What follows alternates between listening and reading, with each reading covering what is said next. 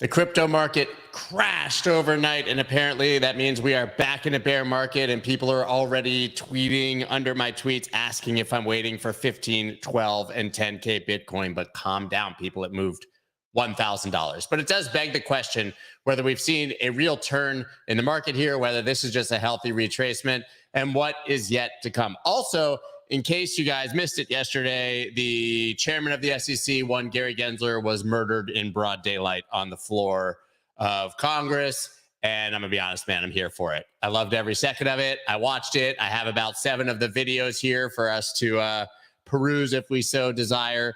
We've got a lot to cover, and I've got my favorite guest, Joshua Frank, here to do it with me. We're going to actually run through the Daily Close newsletter that we do together to break down all the news and data that we're seeing right now and tell you how that's actionable. You guys don't want to miss this. Let's go. Let's go.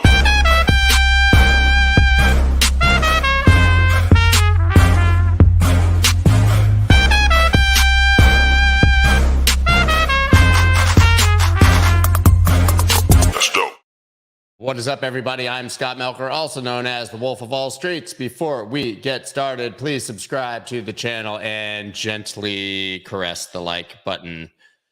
Gary Gensler got killed yesterday. Just absolutely slaughtered. Listen, I don't believe anything's going to change, but still, man, it was fun to see a bit of accountability, the attacks, and honestly, man, I think we needed it. You know, we needed to know that we weren't the crazy people who think that in our echo chamber who think that the world is against us. It's nice to find out that there's people in Congress who think the world is actually against us. But as I said, we have a lot to cover today, so I'm just going to bring on our amazing guest, Josh Frank. What's up, man? How are you today? I'm doing all right. Doing better than recent, given the experience that we got to have yesterday in Congress. So, you know, it's improved, I think, general mood in the market. Yeah, I mean, I think that we can all just went to sleep with a smile on our faces. The headlines here, I'm going to go ahead and bring it up. So, like, this is the Daily Close newsletter. A bunch of you guys are obviously subscribed to. We're going to talk news. So this is the most trending news, obviously, from last night. It's the first story.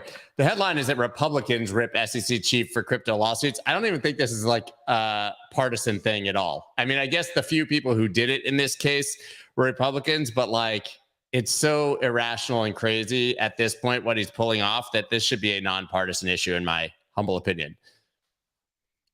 Yeah, I mean, it came from the Hill for that specific headline. So, you know, tends to be a more political publication. But I think if you look across the board, I mean, the conversation wasn't necessarily political in nature, though it was led by Republicans. So factually, that's a correct statement.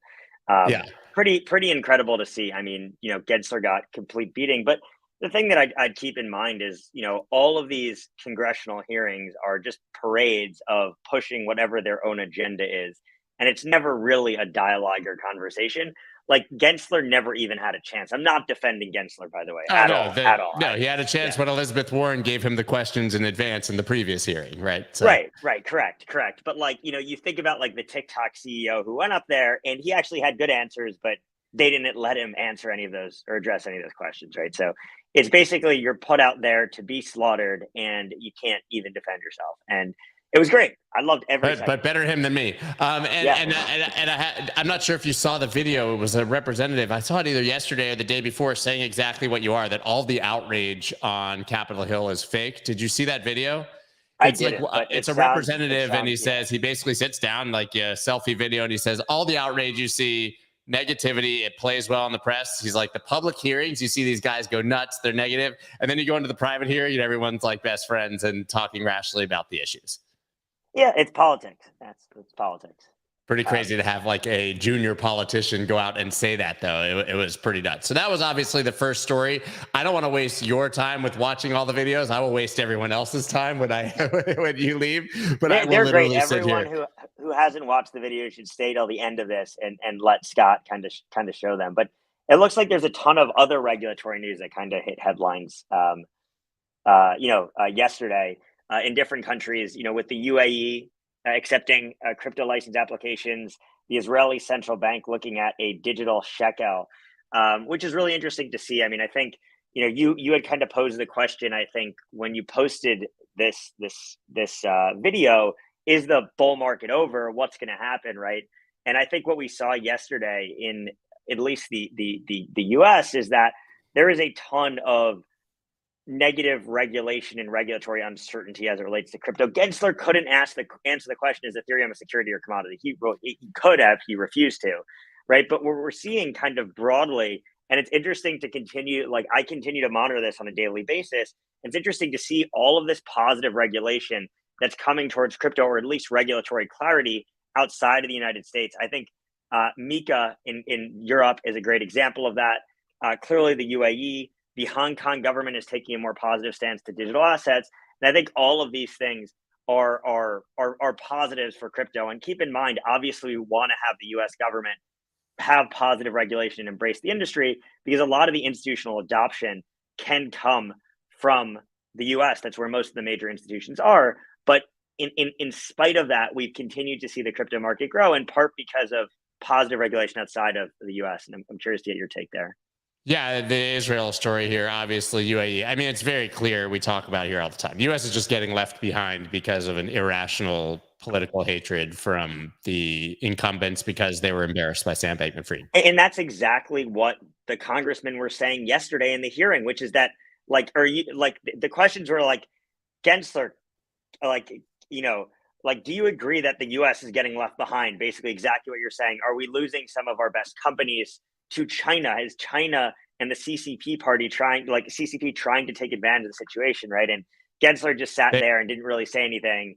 And you got to show that clip. That was a great one. I'm increasingly convinced. I really am increasingly convinced this time. I mean, everyone I speak to sort of agrees that this is literally Sam's fault. I hate to go there because I thought, but like, if you really look a year ago at the conversations we were having, listen, consensus is next week, right? I mean, I guess it was in July last year, so it's only been 9 or 10 months. But the conversations were around favorable proposal of the Lummis and Gillibrand bill and the very reasonable White House executive order asking to present clarity with positive language. This all shifted when the people who met with Sam were embarrassed, and now they just can't say anything positive because it's too politically risky. That's really what I believe at this point. I think we would have gotten some favorable regulation, or at least like a favorable tone and more reasonable things. And now it's just a shit show. Yeah, I mean, look, and we have some from some people within the SEC and some people within Congress, right? But on the majority is not pro crypto at this point in time, which is frustrating. But the great thing is, for all of the listeners in the United States, you'll have the opportunity to exercise your democratic will to go vote against all of these anti-crypto legislators, which is great. Obviously, you can't vote against Gensler, but Gensler is appointed. So, yeah, I don't think that if there's a regime change that he's going to last long. But you also, I mean, even here, Britain could see crypto-specific regulation in the next 12 months, right? Coinbase. Brian Armstrong from Coinbase posted a day or two ago that he was over there meeting with them, and that he could potentially move the company offshore from the United States. I mean, Britain should be aligned with the United States. That's why I just believe that this is an SBF thing at this point. Yeah, you might be right. I mean, but look, it's a $1.3 trillion asset class that the U.S. I don't mean to laugh, but I just got served an ad on camera for Jim Cramer's 2023 Investing Outlook. Should we subscribe? We should subscribe, and we can do the reverse Jim Cramer ETF live on air.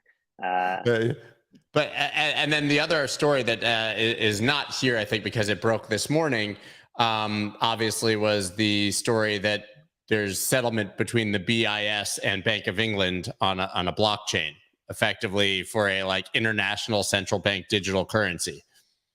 Well, I think, and that's the thing that we've been monitoring. I mean, I would be surprised if that doesn't make trending news on the newsletter today. But that's the thing we've been watching for a while, is this real enterprise adoption, enterprise use case. I mean, we saw last week Avalanche announcing their partnership with, I believe it was T. Rowe Price, Wellington, and a few other large asset managers and institutional market participants to do some finance on chain, right? And to actually do some securitization of assets on chain in a testing environment. And that's something that we're continuing to see, which is, blockchain adoption by institutions. And in this case, banks, and we're kind of seeing that here with the, is Israel looking into a CBDC with the digital shekel. So despite the uncertainty in the market, we're seeing, some adoption here. But I think what's interesting is this macro futures section, because again, yesterday we saw Bitcoin go up and the NASDAQ, S&P, and gold go down. And so obviously Bitcoin on a daily basis is not always going to be correlated to things. But actually I have up on my screen here, which is interesting to take a look at. I'm looking at the correlation of Bitcoin to gold. This is 30, 60, 90 day, 1 year. It's just this column on the right. So, the correlation over the last 30 days is 0.31, and it's significantly less going back over the last year. So Bitcoin is certainly not behaving exactly in line with risk-off asset like gold. If I go into the S&P 500 here, the correlation with the S&P 500 is actually significantly higher over the last year. That started to break down. And if we look, it's actually NASDAQ. The correlation with NASDAQ has kind of consistently been the highest. So crypto is performing a bit more like a tech stock. And it's interesting to monitor this. I mean, I wonder. 0.3 is not even that high, though. 0.5 is pretty high. Not. 0.3 is still relatively correlated. So, yeah. Yeah, it's not. None of these correlations are that high. And I think that's important to note, which is that Bitcoin isn't. There's all these headlines about what's going to happen with the Fed, and that's certainly moving the market, when these Fed meetings happens and when there are changes in expectations for rate hikes.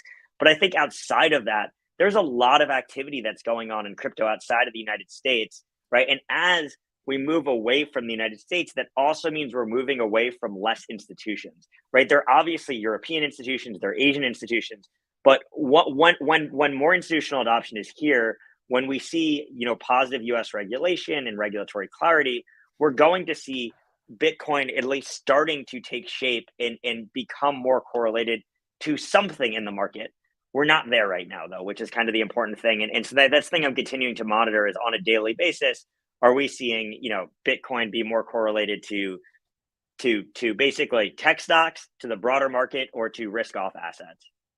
I think that's interesting. And also just every single one of those that you showed, when you look at the 30, it's just becoming less correlated over time, right? With the exception of gold actually became slightly more correlated, but which gold makes is a less hell of a lot of correlated. sense in a banking collapse. But it's more correlated than with the NASDAQ than gold right now. So keep that in mind. Right. So I don't think Bitcoin is a risk on or risk off asset at this point. I think it's it's clearly a risk on asset in that it's not behaving like risk off assets, but it's kind of hard to see, 30-day correlation is very short memory span.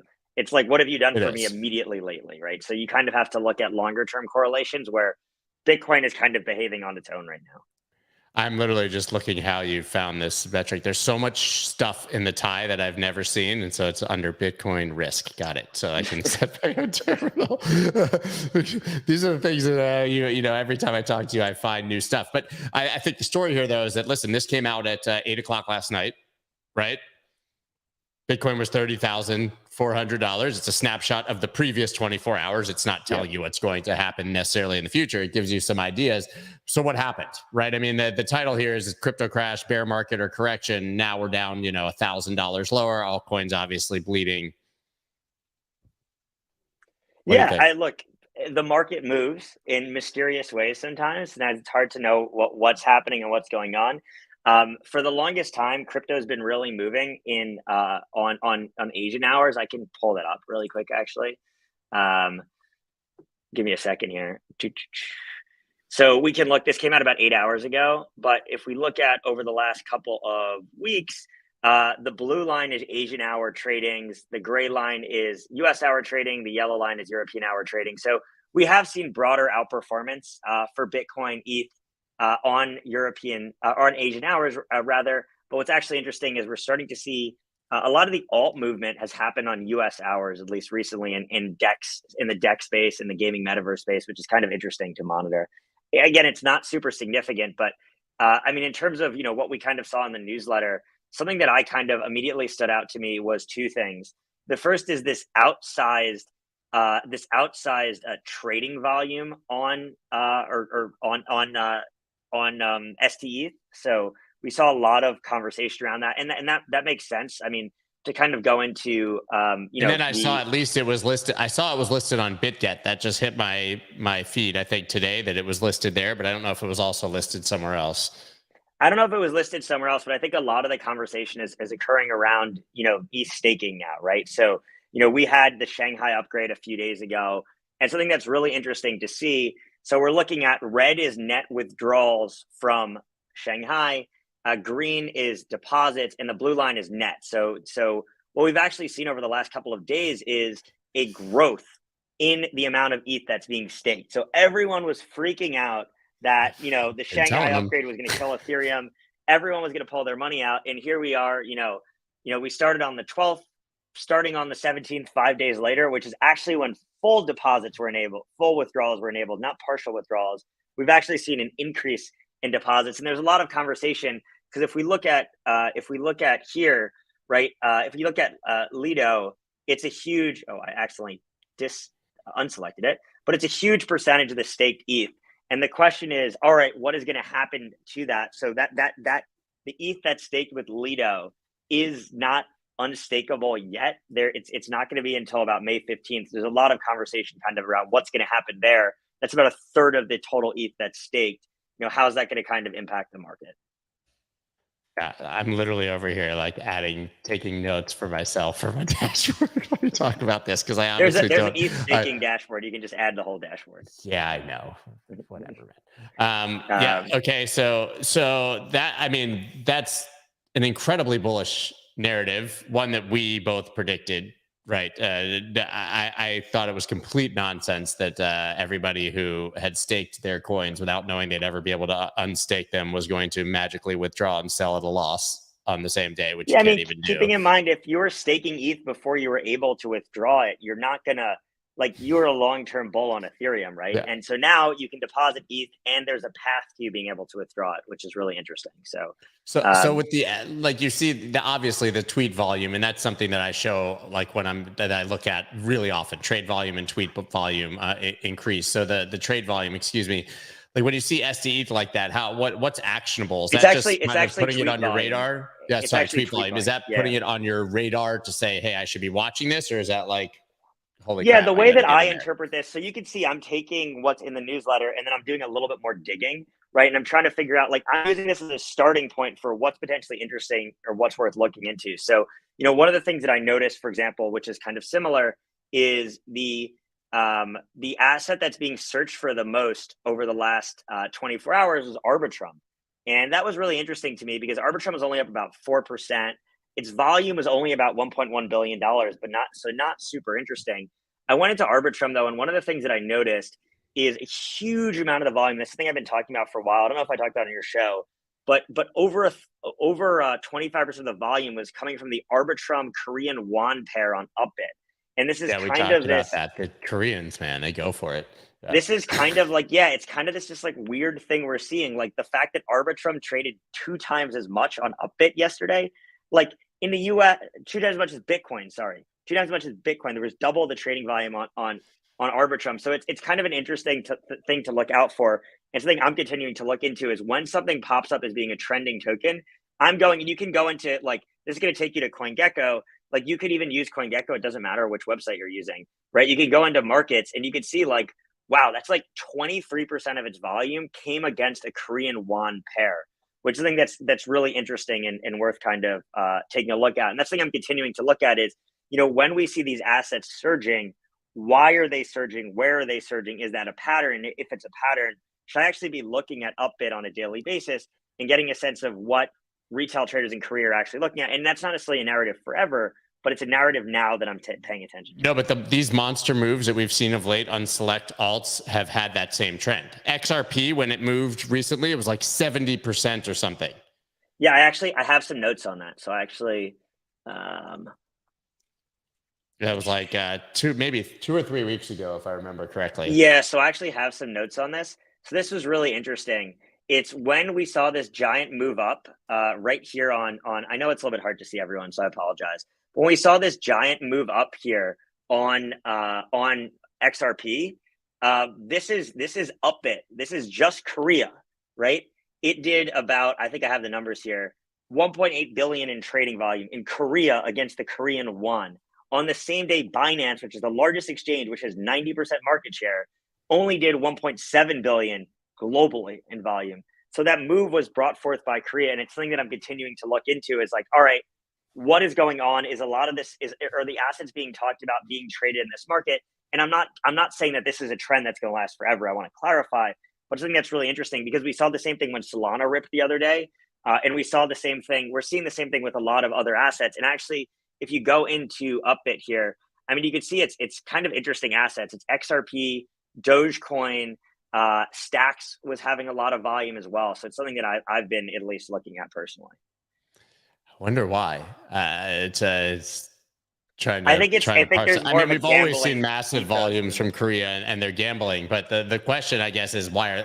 How is the trend happening? You know, why are they choosing Arbitrum? What's happening? I bet there's just people, they see a big spike and they all rush in, and you get sort of a self-fulfilling prophecy. But if you can see those spikes like this in advance, it should tell us a lot. Yeah, I mean, yeah. It's interesting to continue to watch for, and Dogecoin, that continued volume out of that market, right, speaks to kind of that gambling mentality. But with really kind of back to your question, right, with everything that I'm looking at, I'm trying to get a sense of why, what is going on, right, using this as a starting point for kind of ideas and idea generation, right, like this is maybe today this wasn't the most interesting thing, but this looks at what are whales accumulating the most over the last day. Right now with some Euro stable coin, which is kind of interesting. And there's actually a lot of, there's a couple stable coins. There's also Gemini USD in there. There's nothing particularly interesting. Whales are accumulating fracks. But what I want to look at is on an ongoing basis, what are the whales or the biggest holders in the market buying, right? What are the insiders doing? Because that's what I want to be taking a look at. And we've seen examples of tokens that have the increase in ownership by whales is like 70 or 80% in a day. And again, with everything, it's a starting point, and then I'm going to go look into it and research it and figure out if that's a trade I want to make. Yeah, I'm looking at the trending searches, which is right below that now. Dude, all I see on my timeline is this Pepe shit. I can't tell you that I know what Mick Pepe's is, but we can take a look. But I do know that this is Pepe coin or something, right? But is this now I'm literally questioning because there was Pepe. Is this Pepe's? Is that different? I think this is different. This thing only has 12 million market cap. There's Pepe. Because I've heard about is Pepe. Pepe is actually now the #1 trending search. Mick Pepe was yesterday. We've moved on. Sorry, Mick Pepe. We've moved on. But I saw that. All I know, I saw someone post that there was a wallet, I think, that had a $250 investment in Pepe, and it was worth like 400 grand, and the person hadn't sold any. And if you go to the Pepe website, it literally says on the website, this has no intrinsic value. It's complete trash. We made it as a joke. And we're just doing it again, man. Listen, I'm happy for people who can do that. Yeah, there you go. Exactly. It's probably down now. Well, here's the Mick Pepe website. No, this is Mick Pepe's website, which is literally like McDonald's for Pepe. Guys, I'm sorry that we're doing this, but we got to talk about what's happening. I want you to know this is not financial advice, and I'm not buying Mick Pepe, Burger Pepe, Wendy's Pepe, whatever the hell other Pepes are going to come out. But dude, we just crypto GPT, market cap of 250 million just because it had GPT in it. Now we got Pepe meme coins. These are usually I would love to see the data. I'm sure we don't have it, but I'm going to dig in on how many times when we see a really completely ridiculous meme move like this, how often that's a local top of the entire market. Yeah, I think that's I remember so many times, if Doge finally made a huge move, that was it for a while. Yeah, well, I mean, that was the Doge SNL episode was really the top of the last bull market, right? When everyone thought Doge was going to run up to $1 when Elon was joining SNL, didn't, and then the whole market kind of crashed.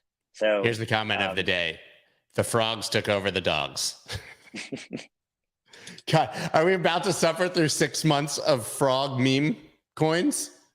It's possible. I mean, I don't know. I still remember the food coins back in 2020.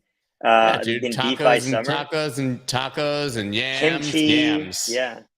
I mean, that's how we got Sushi Swap. Guys, we're just riffing here, but do you have any idea now what's going on with Sushi Swap? I need to get Jared Gray back on here, the head chef, but they basically got a Wells notice, right? Actually beyond a Wells notice, actually sued, and he was personally named and sued, and then they were putting together a fund to refund people. Are you updated on what's happening with Sushi? Not to put you on the spot. I'm not updated on. I'm not updated on the Sushi Swap situation. I'm a disgruntled holder who bought Sushi Swap at $10. It's currently at $1.12. Now that you made me look, and I didn't tax Sorry. loss harvest any of it last year. Like 89% drop. It's fine. Yeah, it's not fine. too bad. Come on, that could come back in like a day. That could come back in like a day. You could 10x in a day, I think. Is there anything else you're dying to talk about, or should we watch some Gary Gensler videos? What do you want to do? I don't know if there's necessarily anything else in particular. I mean, happy to kind of to chat more about the market. I mean, I think. Yeah, let's do that. That is the topic here. I think that this is just a little correction and people are spazzing. That's what I think.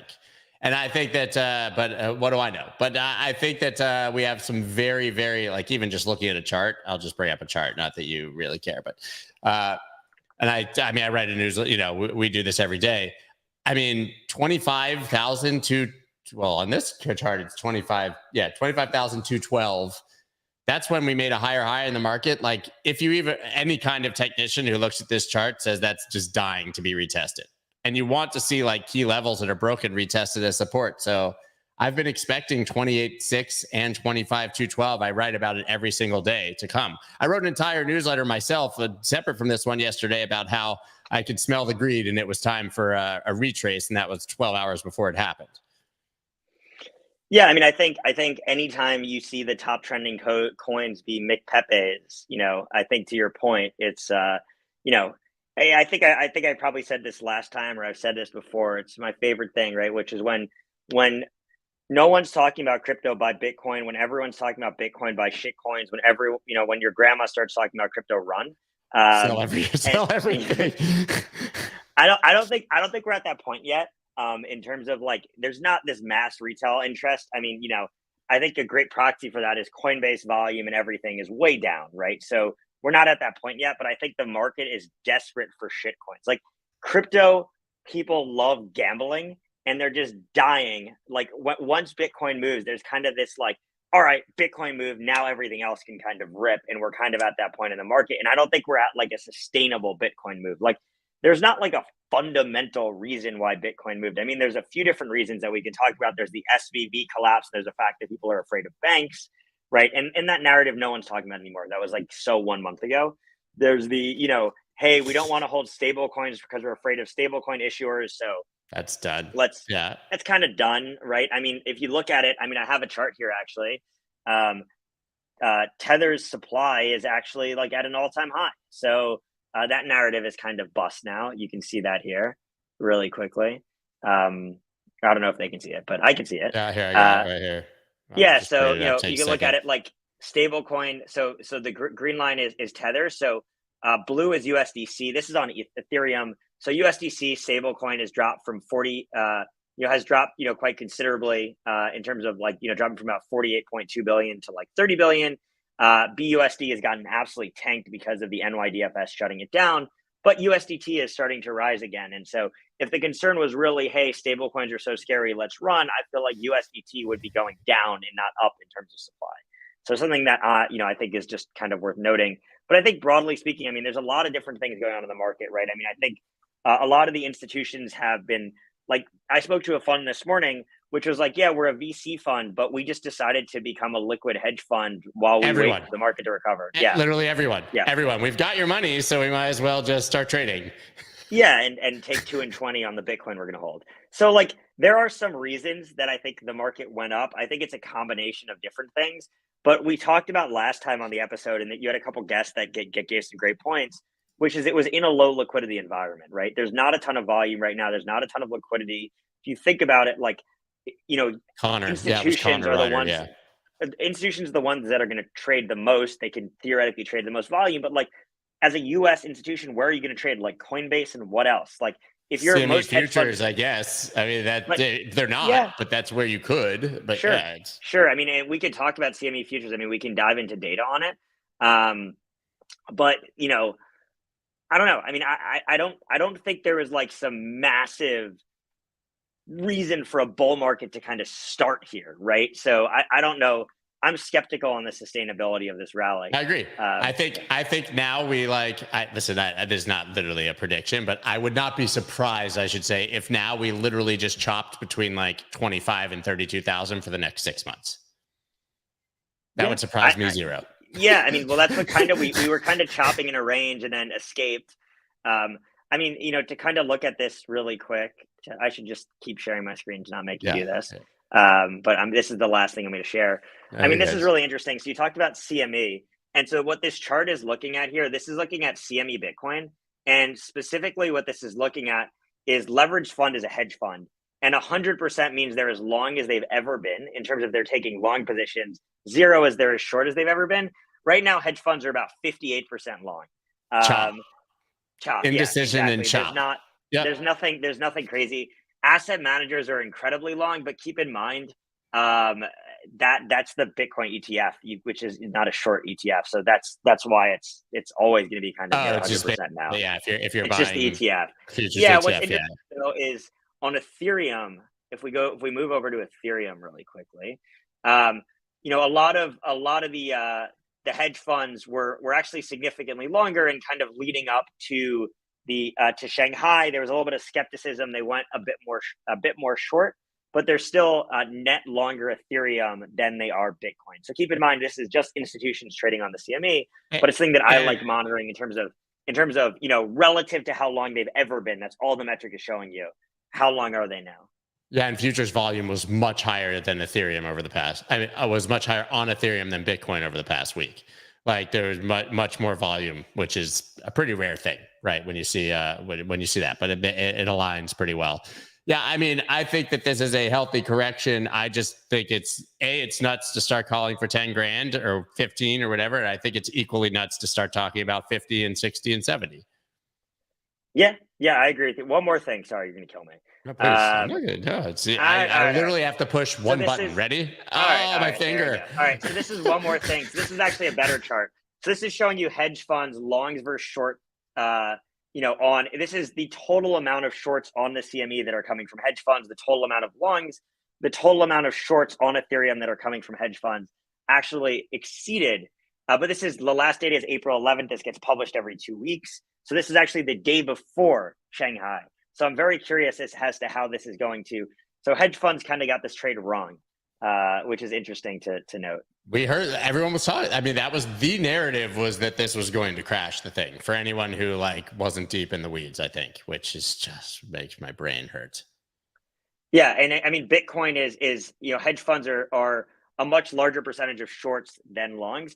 But keep in mind, this is all gets skewed by this asset manager category. This is like the day the ETF was launched. That's why. Right. Of course. Yeah.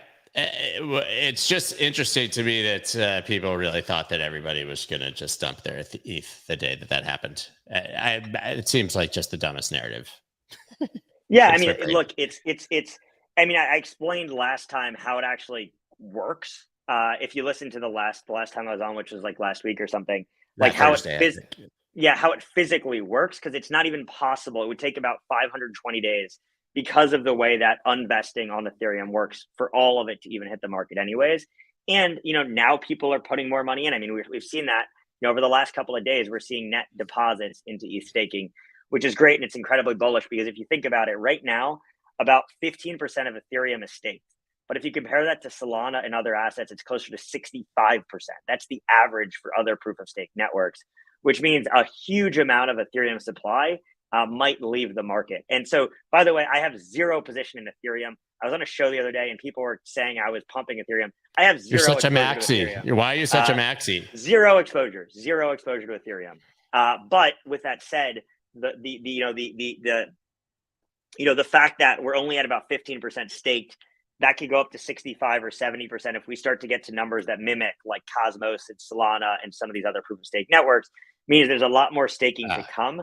And there's going to be the staking queue. It's going to take a while to unstake. So I think it is, look, you obviously have to believe that ETH is the accrue value, right? But all else equal, the fact that more people are staking, that's generally, theoretically should be a better side for price. So after our conversation on Thursday, I got like a textbook worth of angry DMs from a friend of mine who's a very, very known and very hardcore Bitcoin maximalist. Like, it was so angry about our stream that he had watched the whole thing that we were, quote unquote, the four of us were pumping and promoting Ethereum, as you said, because we were being bullish on Ethereum. And I started to like try to have a rational conversation about it. And I said, listen, like, this has nothing, literally nothing to do with Bitcoin. This is a moment. It's a thing that's happening. We can't, like, even if I wanted to, like, which I don't, but we can't like pretend it didn't happen. It's not disappearing because you can't will it away. And he said to me flat out, any mention or promotion of Ethereum is a direct attack on Bitcoin. I think that's what's wrong with crypto these days, and that's not a shot at the individual person you were messaging. No, but he's my friend.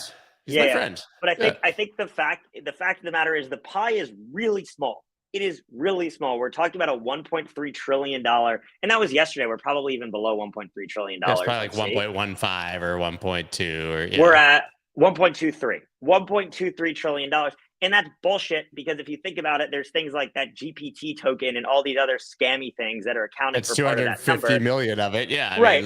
And there's a lot of this, right? And are these tokens actually as liquid as we think they are? You couldn't actually sell all of the crypto tokens in the market for $1.23 trillion, right? So very small market. And so it doesn't make sense to be attacking other things in the ecosystem. We should be attacking the scams and the stupid things and all the dumb shit that exists. And I think you and I love talking about it. Yeah, it's my favorite conversation. Right, it's the best conversation to have, right? But I think the idea that like Bitcoin is tiny. It's like a 20th the size of gold, if not smaller, right? It is a tiny asset class, right? And Ethereum is even smaller than that, right? So to think that none of these conversations are attacking any particular asset, right? Obviously we want to have real assets in the market that accrue value, that do something in some way beneficial for the world, even if that's making money trading them.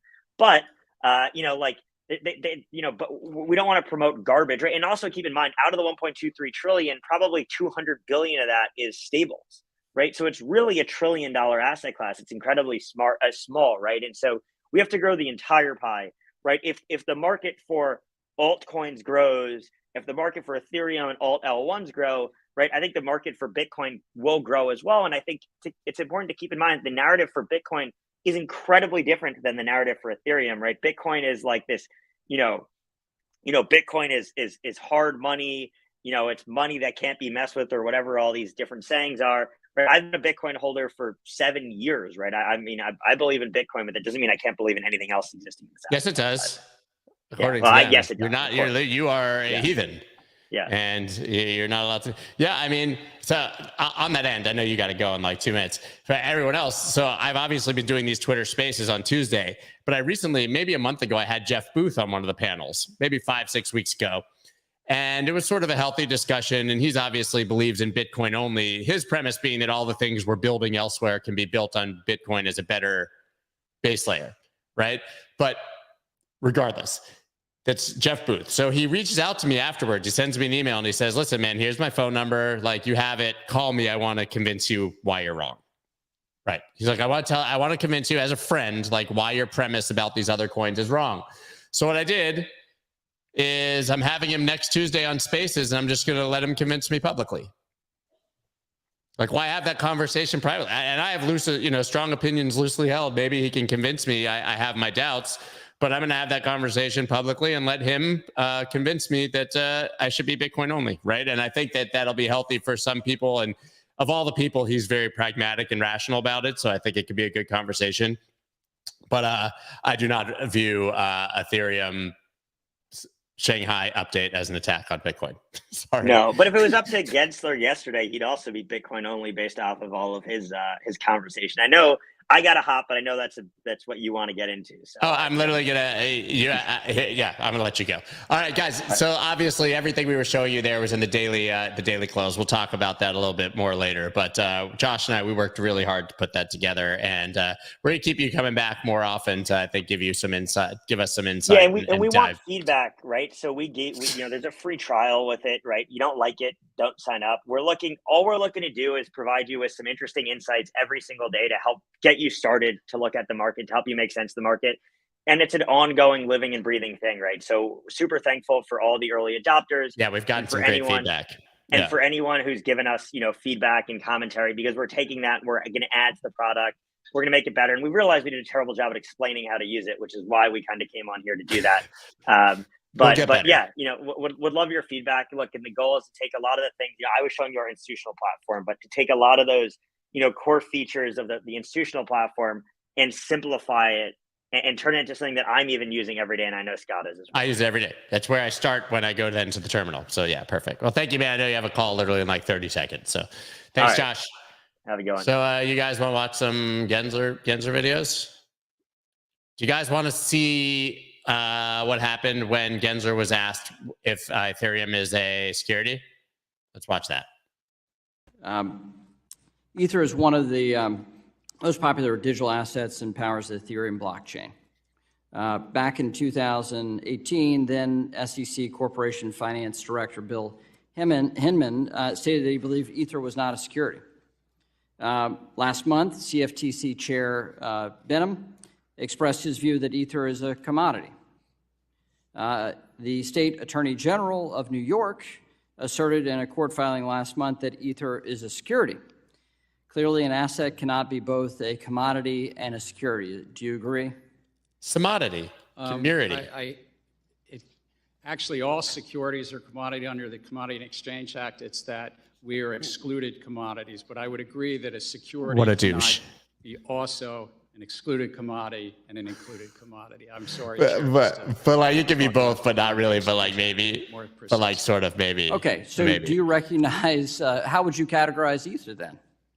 Look, I think that the general sweep of what Congress did, not just in the 30s, but as amended. I'm asking you, sitting in your chair now, to make an assessment under the laws as exist. Is Ether a commodity or a security? Without speaking to anyone. I know you've repeatedly said you're not going to speak to one, except you've spoken to one, Bitcoin. So I'm asking you to speak to a second one, the second largest market cap here. And speaking to the tokens, there's 10 to 12,000. If there's a group of entrepreneurs in the asking about one. The public is anticipating a profit based on the. I'm asking a specific question, Chair Gensler. I said this in private. This should be no shock to you. I'm asking this question. Is Ether a commodity? He literally told him that he was going to ask him this question in private. Okay, anyways. Commodity or security? And again, it depends on the facts and the law. And if there's a group of individuals. I'm asking you about the facts and the law sitting in your seat and the judgment you are making. And so, Mr. Chair, I think you would not want me to prejudge because I'm also. But you have prejudged on this. You've taken 50 enforcement actions. We're finding out as we go, as you file suit, as people get Wells notices on what is a security. Okay, that's video number one. Oh man. So like I told you I was going to ask you this question, gave you the chance to prep and respond. And but if you look at all the assets in the world, some of them are assets that are not assets. And oh God. Okay, wait. What else do we got here? Oh, I really like this one, guys. I want to give you some context. Gary Gensler, we applauded when he was hired. If you guys remember, when he was appointed, When he was appointed, we applauded him because he was a master of blockchain. He had taught a course on blockchain and Bitcoin. He understood that Bitcoin was not a security. This guy gets it. He's totally in the weeds. He's one of us. Experts have digital wallets or own digital assets? I don't believe under our ethics rules they do. Do you own digital assets or have a digital wallet? I don't own any crypto assets. All of my securities holdings are actually digital because they're held by a broker-dealer and they're digital there. Have you ever owned Bitcoin or another digital asset? No. And so maybe here, I'm guessing most folks on your senior staff, I'm guessing you included, have bought or sold stocks, but none of them have owned, or none of them currently own crypto assets, but are in the process of making rules and regulations on crypto assets. That'd be a fair assumption. I couldn't speak to that. I actually at MIT taught a course called Blockchain and Money. I taught multiple courses called Crypto Finance and other courses as well. But you didn't own any crypto. No. You taught the course, but you weren't a user in the product. I did not own crypto assets. They're a highly speculative asset. No, I'm not asking for your view on it. I'm just saying that you're in the business now of making rules and regulations regarding digital assets, but you've taught a class on it. You've never personally owned a digital asset, any crypto, including Bitcoin. The only digital assets I have is my bank account and my brokerage accounts, but no crypto. Very good. Thank you. On July 13th. What a humongous bitch. What a humongous dick, asshole face. Guys, I have a huge announcement. I'm starting a culinary school, but I've never actually cooked anything. What the fuck, man?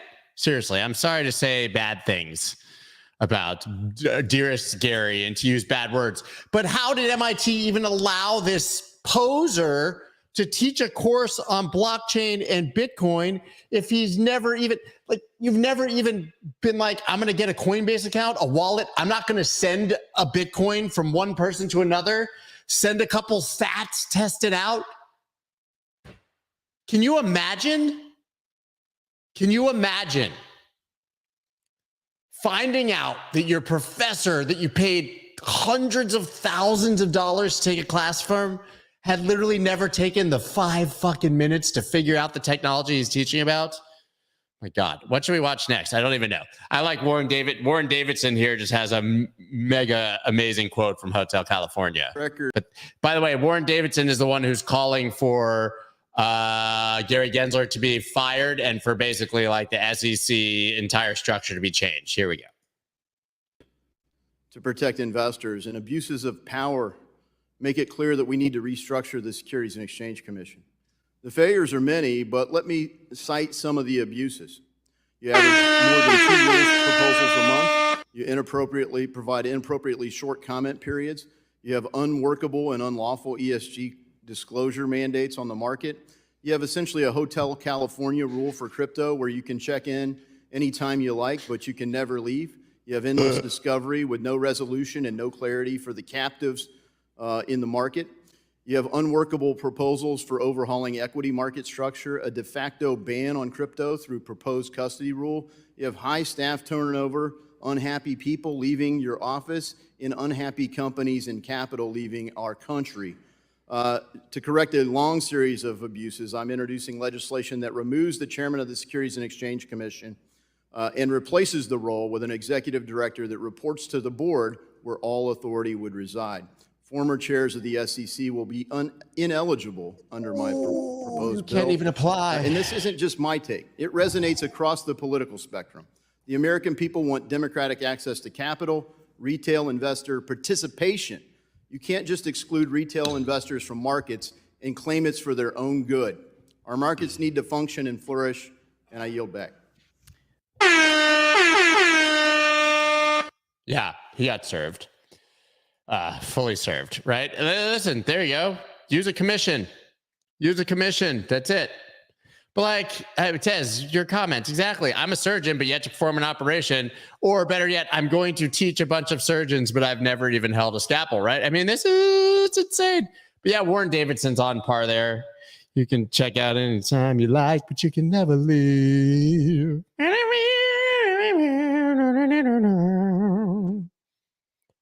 Frisco, that was Hotel California. Will that bill pass? No, never. Obviously. Come on, man. Nothing's going to happen because of this hearing. Let's be real. Okay. Let's see. Okay. I'm going to save the absolute serving later for, I think this is the same as Ethereum Shanghai. What's this? Oh, about 35 seconds. Is there anything you... Okay, I'm going to give you guys some context. This is the one where Gary Gensler blames the entire U.S. banking collapse on crypto. Yeah. About 35 seconds. Is there anything you'd like to share with us if I yield my last 30 seconds to you? Don't yield him your time. Well, if I could just note something about you. You mentioned your hearing about the recent events in the markets, and I would note there were 3 banks that failed in those handful of days, those 4 or 5 days.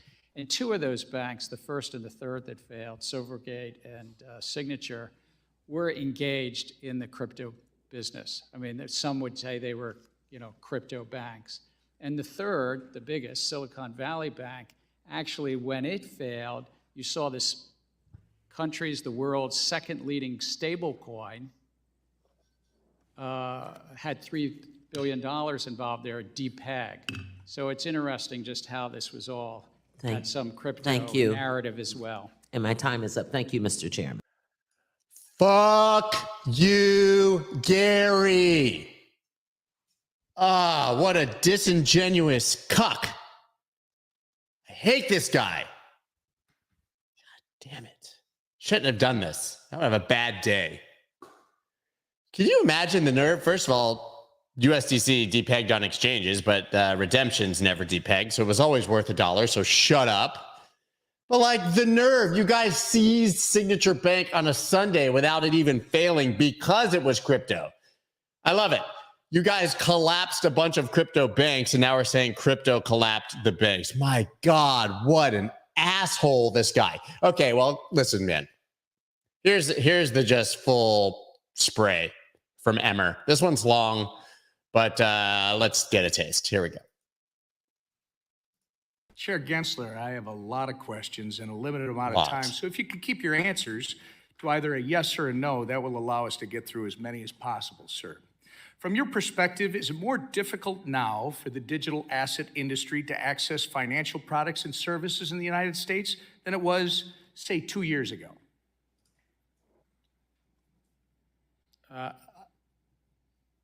Sir, I'm not running one of those businesses. If they came into compliance, I think Reclaiming my time. The answer, sir, is yes.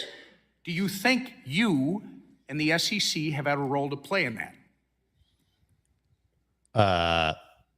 Maybe we have a role to protect the American investor and the capital markets and the Reclaiming my time, sir. You have played an obvious role in that. During your tenure at the SEC, how many rules has the SEC finalized that actually accommodate the existing regulatory framework and are specifically to the digital asset industry so the crypto market can come into compliance?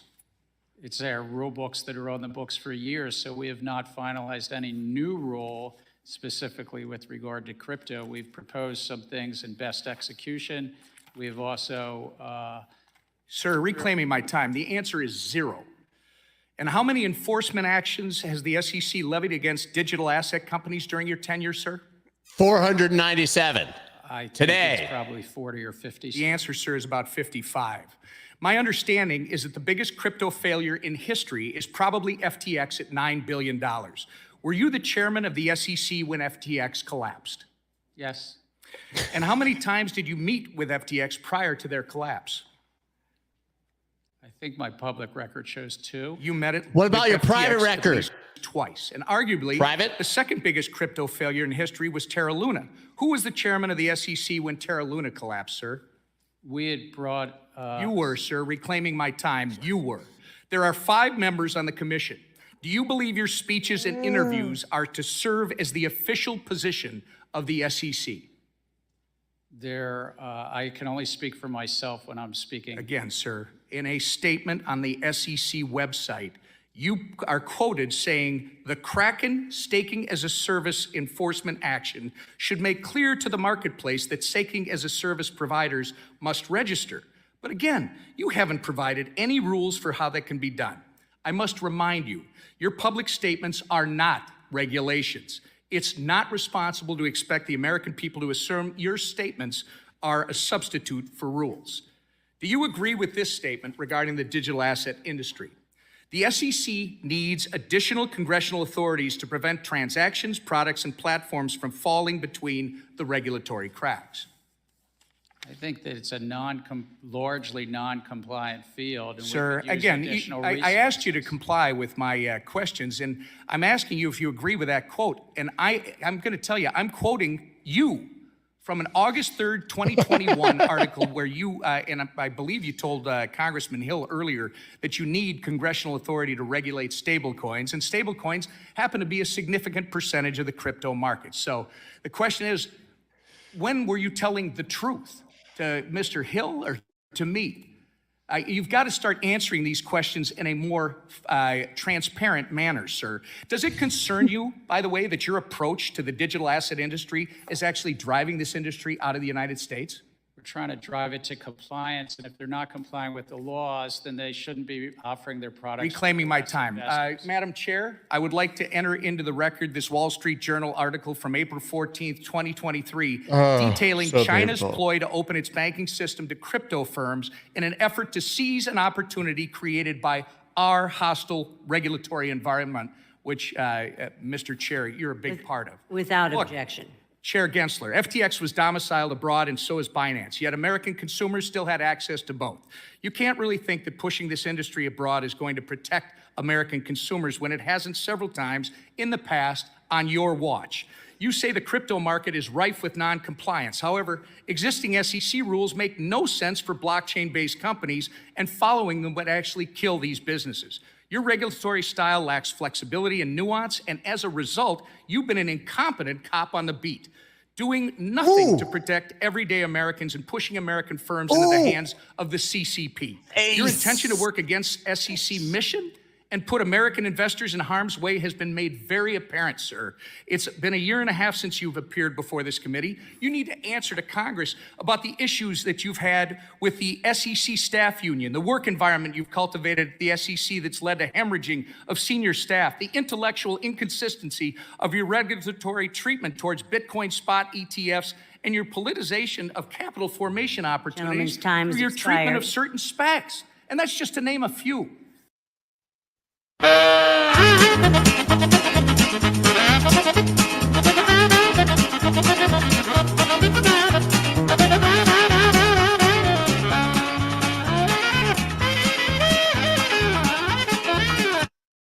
Yeah, Benny Hill, man. Dog and pony show. Absolutely clown. Tom Emmer did not even take a breath. It was like that scene in Ace Ventura. Yeah, you know what I'm talking about. Ray Finkel, Einhorn. Yeah. I mean, listen, man, I wouldn't want Gary's job at this point. All that money, all that power, but you still got to sit there and take that shit in public. I wouldn't survive it. I've had some bad days in the public spotlight. I don't know how Gary goes home. Like, do you think his wife is like, you're still hot? You're still hot, baby. Even though you just got trashed publicly, you know, come to mama. I don't know, man. I don't know. Oh, she's not looking at him the same anymore, and she hasn't liked him for 30 years. I don't know, man. This guy's got to go. All seriousness. Like, at least there's a few people who actually see what's going on. They've laid bare everything that we've been saying here for months and years. Revy says it's Mama Hillary. We all know it's Mama Elizabeth. Yeah. Smithers. The guy's got to go. I'm not confident that we'll see any change anytime soon, but at least it was nice to see the guy take a extremely public beating, right?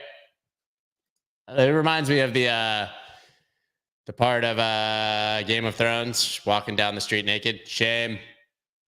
Shame. Shame. It's good. Anyways, guys, I gotta go, man. I gotta go. That was fun. Check out the daily close right down below. Josh and I went through it. Maybe we'll have Josh back. His insights are really, really tight. So maybe we'll keep doing that. Shame. Shame. Shame. Hope you guys have a wonderful day. Shame. That's dope.